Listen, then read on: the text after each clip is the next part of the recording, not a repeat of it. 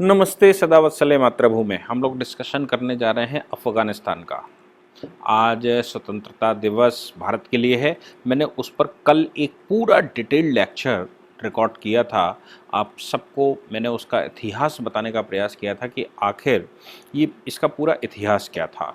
इतिहास से मतलब कि 15 अगस्त का दिवस क्यों अंग्रेज़ों ने चुना, क्योंकि 15 अगस्त को जापान ने सरेंडर किया था फोर्सेस के सामने, जो उस समय की संयुक्त फोर्सेस थी उनके सामने जापान ने सरेंडर किया था इसलिए, और माउंटबेटन ने ही सरेंडर करवाया था। उस समय वो साउथ ईस्ट एशियन कमांड के कमांडर इन चीफ थे। तो उनको लगा कि ये अंग्रेज़ों के लिए बहुत अच्छा दिन है जिस समय वर्ल्ड वार में जापान ने सरेंडर किया। खैर, वो एक पूरी डिटेल स्टोरी मैंने बताई थी, आप लोगों ने अगर सुना होगा तो आपको जानकर बड़े प्रसन्नता हुई होगी कि आखिर इतिहास क्या है। खैर, हम लोग जिस बात पर अभी चर्चा करने जा रहे हैं वो तालिबान की करंट सिचुएशन है, पाकिस्तान की करंट सिचुएशन है और अफ़गानिस्तान की करंट सिचुएशन है। कल तक या आज दोपहर तक ये लगता था कि अफ़गानिस्तान लड़ रहा है। अमेरिका ने 5,000 कुछ एक्स्ट्रा ट्रूप्स भेजने का ऐलान किया था कि हम अफ़गानिस्तान में भेजेंगे। यहाँ तक कि तालिबानी ठिकानों पर अमेरिका बम्बार्डमेंट कर रहा था। तो ये लग रहा था कि नहीं, ये कंट्रोल हो जाएगा। लेकिन कल ही पता लगा कि उसने कुछ बड़े शहरों पर, जलालाबाद वगैरह पर कब्जा कर लिया और फिर उसके बाद आज वो काबुल में घुसे। काबुल की बाउंड्रीज़ पर जब वो खड़े थे तो उस समय कुछ भी होने की संभावना लग रही थी, क्योंकि पूरे विश्व के लोग, या अमेरिका ने भी ये एडवाइजरी जारी कर दी थी कि अमेरिकन जितनी जल्दी हो सके उतनी जल्दी निकल लें। अब चूंकि अमेरिका ने सुबह ये अनाउंसमेंट किया कि जितनी जल्दी हो सके उतनी जल्दी निकल लें, इसका मतलब ये हो गया कि अमेरिका भी इस बात के लिए आश्वस्त हो चुका था कि अब जीत हमारी नहीं हो सकती, अब तालिबानियों का कब्जा हो चुका है। हालांकि अभी भी विभिन्न प्रकार की खबरें आ रही हैं, और खबरें ये आ रही हैं, कभी कोई कहता है कि अशरफ गनी ने गले मिले, एक फ़ोटो वायरल हुई। फिर थोड़ी देर बाद खबर आई कि अशरफ गनी काबुल छोड़कर भाग गए, उनके डिप्टी प्रेसिडेंट काबुल छोड़कर भाग गए। फिर थोड़ी देर बाद खबर आई कि जो नए प्रेसिडेंट बनने जा रहे हैं, मुल्ला अशरफ गनी बिरादर, उन्होंने ये घोषणा कर दी है कि आप लोग आइए हमारे साथ काम करिए। उससे पहले जो सूचनाएं आ रही थी, जिन जिन शहरों पर अफ़गानियों ने या अफ़गानियों के अगेंस्ट में तालिबानियों ने कब्जा करके रखा था, उन सब जगह पर उन्होंने फरमान जारी कर दिए थे, और उन फरमानों में कहा था महिलाएं बुर्का पहन के चलें, अकेले मार्केट में ना जाएं, कोई गेम ना खेलें, वो श्रृंगार ना करें और घर में ही रहें, और स्कूल तो बिल्कुल मत जाएं। ऐसी कुछ घोषणाएं उन्होंने कर दी थी। तालिबानी और पुरुषों से कहा था कि आपकी जिम्मेवारी बनेगी कि अपनी महिलाओं की सुरक्षा संरक्षा करें, अदरवाइज गंभीर परिणाम भुगतने पड़ेंगे। ये सब सूचनाएं आती ही जा रही थी कि बड़े खतरनाक खतरनाक टाइप के तालिबानी फरमान आते जा रहे हैं, और ये तो हम सब जान रहे हैं कि हमारे देश में भी, इवन भारत के मुसलमान भी तालिबानी फरमान ऐसा शब्द इस्तेमाल करते हैं। तालिबानी फरमान का मतलब हो गया कि डेमोक्रेसी के बिल्कुल अगेंस्ट में तालिबानी फरमान, ये भारत के मुसलमान भी स्वीकार करते हैं। अब सवाल यहाँ पर ये पैदा होता है कि भारतीयों का क्या होगा।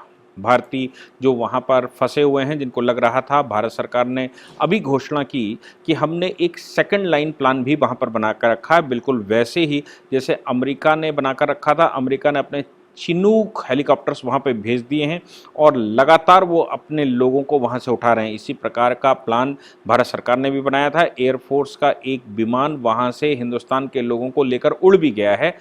संभव है कि वो रात तक दिल्ली पहुँच जाएगा, और इस प्रकार दूसरा यहाँ से उड़ रहा है। वो सब हम व्यवस्था कर रहे हैं। भारत सरकार ने उसके लिए कहा है कि हम अपने सभी लोगों को वहाँ से निकाल लेंगे, इसकी व्यवस्था है। हालांकि तालिबानियों ने ये घोषणा भी की है कि जो भी विदेशी नागरिक जो भी विदेशी नागरिक अफगानिस्तान में है, वो अगर अफगानिस्तान छोड़कर जाना चाहता है तो उनको जाने दिया जाए। लेकिन साथ में अफगानिस्तान के सम्भ्रांत लोग भी भागने के फिराक में थे। यही कारण था कि काबुल के एयरपोर्ट को चारों ओर से घेर लिया गया था, या चारों ओर से इतनी गाड़ियां पहुंच गई थी कि रश हो गया या ट्रैफिक जाम हो गया। लोग वहां से निकलने का प्रयास कर रहे थे, लेकिन फिर तालिबान ने फरमान दिया कि इन लोगों को, जो अफ़गानी लोग हैं, किसी भी अधिकारी को अफ़गानिस्तान छोड़ने की अनुमति नहीं दी जा सकती। ये लोग अफ़गानिस्तान नहीं छोड़ेंगे। अब इसका मतलब तो साफ हो गया कि अफगानिस्तान नहीं छोड़ेगा। मतलब क्या? मतलब ये है कि अब इनसे काम करवाया जाए। उन्होंने घोषणा भी की है कि सारे अधिकारी हमारे मातहत ही काम करेंगे और अफगानिस्तान में तालिबानी शासन के तहत जो पुरानी एडमिनिस्ट्रेटिव मशीनरी है वही काम करेगी, फरमान हमारा होगा। यहाँ तक कि उन्होंने मंत्रियों के लिए कह दिया, उन्होंने अधिकारियों के लिए कह दिया, उन्होंने सेक्रेटरीज के लिए कह दिया कि आप सब हमारे मातहत काम करेंगे। ये जो मुल्ला बरादर है, ये आपको याद होगा, मैंने एक लेक्चर आज से 1 डेढ़ 2 महीने पहले रिकॉर्ड किया था। उसमें कहा था कि भारत के जो स्पेशल इन्वॉय वहाँ पर गए थे उनके साथ इनकी वार्ता हुई है। अफगान तालिबान अपने आप को कहते हैं, यानी कि तालिबान अफगानिस्तान कहते हैं और कहते हैं हमें बाहरी दुनिया से कोई मतलब नहीं, हमें केवल अफगानिस्तान से मतलब है। और भारत सरकार इनके साथ नेगोशिएशन कर रही थी, वार्ता कर रही थी। ये भारत ने उनको सहयोग करने के लिए भी कुछ आश्वासन दिए थे और कहा था कि नेगोशिएशन कर लेंगे। जो मिलीजुली सरकार अफगानिस्तान और तालिबान की मिलकर सरकार बनने वाली थी, उस मिलीजुली सरकार में भारत एक अहम भूमिका में होगा। लेकिन बाद में पता लगा कि ये मुल्ला बरादर ये चीन चला गया। चीन में जाकर चीन की सरकार के साथ बाकायदा, हमारी सरकार के साथ ऑफिशियल वार्ता नहीं हुई, हमारे यहाँ से एक स्पेशल इन्वॉय वहाँ पर गया। अफगान वार्ता को लेकर सऊदी अरबिया में बात हो रही थी, यूएई में बात हो रही थी, लेकिन हमारी भारत की सुप्रीम कमांड ने कभी उनसे बात नहीं करी। लेकिन चीन की सुप्रीम कमांड ने उनकी बात की और बाद में प्रेस कॉन्फ्रेंस करके उनको आश्वासन भी दिया कि हम तुम्हारी मदद करेंगे। और ये भी संभव है, ऐसा लोग कह रहे हैं कि पहले तो तालिबान की तो पूरी मदद, जो हथियार हैं वो हथियार तो पाकिस्तान ही दे रहा था, और वो हथियार कहाँ से आ रहे होंगे? पाकिस्तान के पास तो अपना कुछ है नहीं, पाकिस्तान तो कंगाल वैसे हो चुका। तो पाकिस्तान भी जो कुछ ले रहा होगा वो चीन से ले रहा होगा, चीन से लेकर ही उनको दे रहा होगा। यानी कि चीन के वेस्टेड इंटरेस्ट अफगानिस्तान में है, क्योंकि उनको वहाँ से रास्ता चाहिए। वहाँ से वो जो वन बेल्ट वन इनिशिएटिव है, वहाँ से अगर अफगानिस्तान उनके चक्कर में आ जाता है तो उनके लिए बहुत आसान हो जाएगा। लेकिन पाकिस्तान का क्या होगा? पाकिस्तान को संसार में कहीं से मदद नहीं मिल रही थी। पाकिस्तान का एक सूत्री फॉर्मूला है कि उस हिंदुस्तान के ऊपर कैसे कब्जा करे। क्योंकि मैंने आपको कई बार इस बात को बताया है कि जिन्ना की ओरिजिनल पॉलिसी यही थी कि हिंदुस्तान पर हमें कब्जा करना है, शासन करना है, इसलिए एक छोटा सा टुकड़ा अलग से ले लिया। और जो आज का वेस्ट पाकिस्तान है, जो आज का पाकिस्तान है, उसको पहले वेस्ट पाकिस्तान का कहते थे, जो हिंदू बाहुल्य एरिया था, और जो ईस्ट पाकिस्तान जिसको आज बांग्लादेश कहते हैं वो मुस्लिम बाहुल्य एरिया था। उन्होंने वेस्ट पाकिस्तान लिया और अंग्रेजों ने और नेहरू ने दिया ताकि वो वेस्टर्न जगत से संपर्क कर सकें। वेस्टर्न जगत से मतलब कि वो अरब देशों से संपर्क कर सकें और इस्लाम के नाम से वो हिंदुस्तान को दोबारा फतेह कर सकें, ये उनका उद्देश्य था। लेकिन वो बर्बाद होते चले गए। आज प्रधानमंत्री ने भी साफ कहा कि 4 बड़े युद्ध हुए और 4 बड़े युद्धों के बावजूद हमने सीखा, हमारे वॉरियर्स बने, हमने सीखा पाकिस्तान से लड़ते लड़ते, और चारों युद्ध पाकिस्तान हारा है। लेकिन पाकिस्तान ने अपनी स्ट्रैटेजी नहीं छोड़ी, बर्बाद हो गया, स्ट्रैटेजी नहीं छोड़ी। अब उसी स्ट्रैटेजी के तहत वो अफगानिस्तान में घुस गया। यानी कि तालिबान अफगान, पाकिस्तान तालिबान, अफगान तालिबान, तहरीके इंसाफ पाकिस्तान, ये सब मिले हुए हैं। आज मैं एक टीवी डिबेट पर पाकिस्तान के प्रवक्ता को भी सुन रहा था, वो भी कह रहे थे कि तालिबान तो हमारी तरह हैं, क्योंकि पाकिस्तान के प्रधानमंत्री भी ये कह चुके हैं कि तालिबान और हम में कोई फ़र्क नहीं है, हम और तालिबान एक से ही हैं। वो भी वैसे ही लोग हैं जैसे हम लोग इस्लामिक लोग हैं, जैसे हम नमाजें पढ़ते हैं, जैसे हम अजानें करते हैं, वैसे वो भी करते हैं। ये सब बात पाकिस्तान के प्रधानमंत्री ने अभी कुछ दिन पहले ही कहा था। और साथ में हालांकि वो लगातार कहते रहे कि हम तालिबान का साथ नहीं दे रहे, लेकिन अशरफ गनी जो प्रेसिडेंट थे वो लगातार कह रहे थे कि हमारे पास पक्के एविडेंसेस हैं कि पाकिस्तान साथ दे रहा है उनका। और यूएनएससी में भी ये वार्ता भारत ने उठवाई थी, उसमें भी उन्होंने एविडेंसेस दिए थे। खैर, ये सबसे बड़ी हार अगर किसी की मानी जाएगी तो वो अमेरिका की मानी जाएगी, क्योंकि 20 साल बैठने के बाद भी अमेरिका इस स्थिति में नहीं रहा कि वहाँ पर शासन सही से हो सके। एक तो बड़ी समस्या ये है। जैसे वो वियतनाम का युद्ध लोग कहते हैं कि हार गया, अब अमेरिका के नाम ये भी चढ़ाया जाएगा कि वो अफगानिस्तान का युद्ध हार गया। अफगानिस्तान में कब्जा करने के बावजूद अफगानिस्तान को, हाँ, ये ज़रूर लोगों का अभी कहना है कि अगर बाइडन होते तो शायद ये स्थिति ना होती, वो ट्रंप होते तो ये स्थिति ना होती। बाइडन के समय पर ये स्थिति जो अफगानिस्तान की हुई है वो ट्रंप बिल्कुल नहीं होने देते। और अगर ऐसी परिस्थिति आती तो ये संभव है कि वर्ल्ड फोर्सेस अफगानिस्तान में घुस चुकी होती और तालिबानियों को नस्ते-नाबूद करने का प्रण ले चुकी होती। यानी कि अफगानिस्तान की जनता, अफगानिस्तान के लोग, अफगानिस्तान की महिलाएं और बच्चे सुरक्षित होते। पर ये पाकिस्तान को क्या इंटरेस्ट है इससे, ये एक सवाल ये पैदा होता है। तो पाकिस्तान का इंटरेस्ट ये है कि वो, आपको याद होगा IC 814, IC 814 एयर इंडिया का एक प्लेन हाईजैक किया गया था काठमांडू से, फिर वो अमृतसर एयरलिफ्ट से उसकी संपर्क हुआ, बाद में दुबई गया। दुबई पहुंचने से पहले एक नागरिक को उसने चाकुओं से मार दिया था, 27 लोगों को वहां छोड़ा था। उसके बाद वो काबुल आए और काबुल में तालिबानियों ने उनको उतार दिया। नतीजा ये निकला था कि दुर्दांत जो दो दुर्दांत आतंकवादी जम्मू कश्मीर की जेल में बंद थे, उनको छोड़ने का नेगोशिएशन हुआ उन लोगों की वजह, उन लोगों को छोड़ाने के वजह में, और उन्हीं में एक था मुल्ला उमर। मुल्ला उमर आपको याद ही होगा कि मौलाना मसूद अजहर, मौलाना मसूद अजहर ने बाद में जैश ए मोहम्मद खोला, और जैश ए मोहम्मद आज भी भारत को किस प्रकार से परेशान करता है। दूसरा आतंकी अहमद उमर सईद शेख, तीसरा आतंकी मुश्ताक अहमद जरगर। ये सब उस समय हमको छोड़ने पड़े। तो अगर अफ़गानिस्तान में तालिबान का शासन ना होता तो क्या भारत छोड़ता, या अफ़गानिस्तान की आज की जैसी सरकार अभी तक बैठी थी कल तक, वो क्या इस तरह के किसी एयरक्राफ्ट को उतरने देती, क्या किसी सिविलियन एयरक्राफ्ट को उतरने देती, या कोई इस तरह की घटना होती? नहीं हो सकती थी। लेकिन अभी स्थिति वही बनती जा रही है। और तालिबान, जिसको बड़ा लिबरल पाकिस्तान मान रहा है, चूँकि पाकिस्तान भी अब सरकारों के हाथ में तो नहीं रहा, नहीं डेमोक्रेसी के हाथ में नहीं बचा। पाकिस्तान अब कट्टरपंथियों के हाथ में जा चुका है। पाकिस्तान, चूंकि ये नए मूल्य, पाकिस्तान, अफगानिस्तान, हिंदुस्तान, बांग्लादेश, ये सब नए मूल्य हैं, इनको इस्लामिक शासन का एहसास ही नहीं है एक्चुअली, कि इस्लामिक शासन का मतलब क्या होता है। इनको पता ही नहीं है कि अपनी ही माताओं बहनों को ये खतरे में डाल रहे हैं, अपने अस्तित्व को खतरे में डाल रहे हैं, अपनी आज़ादी को कहीं लीलाम कर रहे हैं, अपनी आज़ादी को कहीं कैद करवा रहे हैं। इनको ये एहसास नहीं है। हकीकत ये है, एहसास इसलिए नहीं है क्योंकि ये ओरिजिनली मुसलमान नहीं है, ये हिंदुओं से कन्वर्टेड मुसलमान हैं। ना तो कभी पूरे मुसलमान हो पाए और ना कभी अब ये हिंदू रह पाए।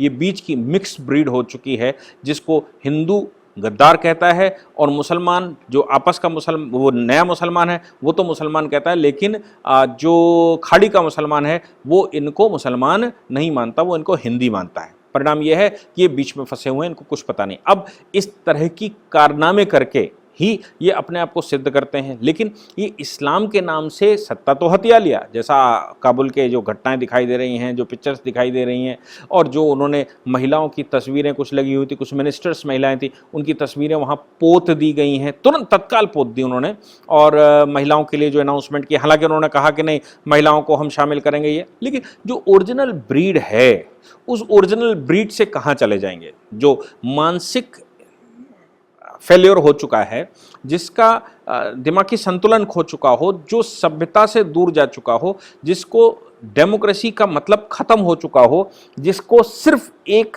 फोबिया हो गया हो, वो इस्लाम के नाम से फोबिया हो गया हो, जिसको मालूम ही नहीं एक्चुअली इस्लाम कोई रिलीजन नहीं है, इस्लाम एक भू आंदोलन है। ये आप अगर इस्लाम का पूरा वो इतिहास उठाकर देखेंगे तो एक भू राजनीतिक आंदोलन है। ये कोई रिलीजन नहीं है, ये कोई धर्म नहीं है। इसमें जो जहाँ जैसा सूट करता है, जैसे यमन में है, आज की तारीख में चल रहा है, यमन में जो सूट कर रहा है तो मुसलमानों की मुसलमान हत्या कर रहे हैं। सीरिया में मुसलमानों की हत्या हुई। अब उइगर्स के मामले में उनको सूट करता है कि उइगर्स की मदद ना की जाए, तो ना तालिबान उइगर के बारे में स्टेटमेंट दे रहा है, ना पाकिस्तान दे रहा है। चीन उनके ऊपर अत्याचार कर रहा है, उन्होंने डिटेंशन सेंटर में रखा है, ज़मीन के अंदर 20-20 मंजिल रखा हुआ है। उनकी लड़की महिलाओं के साथ चीनी संभोग करते हैं ताकि ब्रीड बदल जाए, और ये सब कुछ चल रहा है। लेकिन अगर इस्लाम के नाम से ही होता तो तालिबानी चीन के साथ हाथ नहीं मिलाते, अगर इस्लाम के नाम से होता तो पाकिस्तान उनके साथ हाथ नहीं मिलाता। तो इसका मतलब ये हो गया कि जो कुछ लोगों का कहना है कि इस्लाम का कोई एक कैरेक्टर नहीं है, यानी कि वो समय के अनुसार से मतलब है जो सूट करता है वो अपनी परिभाषा गढ़ लेते हैं, और उस परिभाषा के अनुसार वो इंटरप्रिटेशंस कर लेते हैं, और उसी परिभाषा के अनुसार कब्जे कर लेते हैं। अब पाकिस्तान को लग जरूर रहा होगा, लेकिन क्या तालिबान पाकिस्तान की तरफ नहीं बढ़ेगा? तालिबान पाकिस्तान ने तो अपना एक मॉडल बना के रखा है, तहरीक लब्बैक पाकिस्तान और तहरीके तालिबान पाकिस्तान, ये दो संगठनों ने, अभी आपने देखा कि जर्मनी वाले मैटर, वो फ्रांस वाले मैटर में किस प्रकार से पाकिस्तान की सरकारों के चूल्हे हिला दिए और पाकिस्तान की सरकार को सरेंडर करना पड़ा। अगर अदरवाइज पाकिस्तान की सरकार में बैठा प्रधानमंत्री और ये सब मारे जाते। तो आप समझ सकते हैं कि क्या सिचुएशन पाकिस्तान में तहरीक लबैक पाकिस्तान या तालिबान पाकिस्तान ने कर रखी। और तालिबान पाकिस्तान और तालिबान अफगानिस्तान, ये दोनों एक ही सिक्के के दो पहलू हैं। तो आप सोच सकते हैं कि अफगानिस्तान के अंदर जिन लोगों को इस्लामिक शासन अच्छा लगता है, उन लोगों को, भारत के उन लोगों को मुझे लगता है कि हेलीकॉप्टर पर बिठाकर, हवाई जहाज पर बिठाकर अफगानिस्तान छोड़ना चाहिए। अफगानिस्तान में साल 2 साल वो किस्सा कहना चाहिए ना, कुछ दिन तो गुजारो अफगानिस्तान में, तो इनको बिल्कुल दाल का दाल, दूध का दूध और पानी का पानी पता लग जाता। बिल्कुल वैसे ही जैसे ISIS मॉड्यूल में हिंदुस्तान से कुछ लोग गए, पूरे विश्व से मुस्लिम महिलाएं वहां मदद करने गई, फिर उनके साथ पूरी जो टुकड़ियां थी उन्होंने क्या किया, उनका उपभोग किया डिस्चार्ज करने के लिए। अब इस्लाम के नाम से डिस्चार्ज होगा तो महिलाओं का इस्तेमाल किया गया, फिर उनको बाद में अगर उन्होंने आज़ादी मांगी तो उनको आज़ाद कर दिया गया, मार दिया गया। तो जो ISIS के मॉडल पे भी गए थे या जो अफगानिस्तान में मदद करना चाहते हैं तालिबान की, उनको भी वहाँ पर छोड़कर देख लेना चाहिए। कुल मिलाकर मामला ये है कि पाकिस्तान और अफगानिस्तान दोनों अब आउट ऑफ कंट्रोल हो चुके हैं, दोनों में किसी के पास भी कोई शक्ति नहीं है।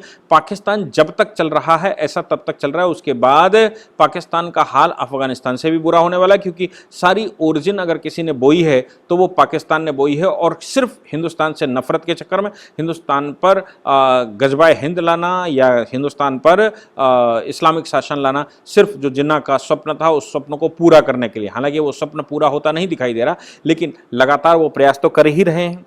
और इधर भारत में नरेंद्र मोदी सरकार बैठी हुई है, लोग बड़े नाराज हैं कि देश के अंदर बहुत कुछ गड़बड़ चल रहा है। नरेंद्र मोदी सरकार वर्ल्ड वाइड इन लोगों से लड़ने के लिए मुझे लगता है कि पूरे विश्व लेवल पर तैयारी करती रही है और कर रही है। इसलिए वो जो अंदर कुछ छुटपुट घटनाएं होती हैं, अंदर घटनाएं होती हैं, उनके लिए तो लोग उनको रिटेलिएट करते हैं, लेकिन हकीकत यह है कि तालिबान पाकिस्तान से निपटना ज़्यादा ज़रूरी है। इंटरनल तो निपटना ही है, इंटरनल निपटने के लिए राज्य सरकारें, योगी जी जैसे मुख्यमंत्री बैठे हुए हैं जो अंदर निपट रहे हैं, लेकिन केंद्र सरकार को ब्लेम करना हर बात पर, ये मुझे नहीं लगता कि ये उचित है।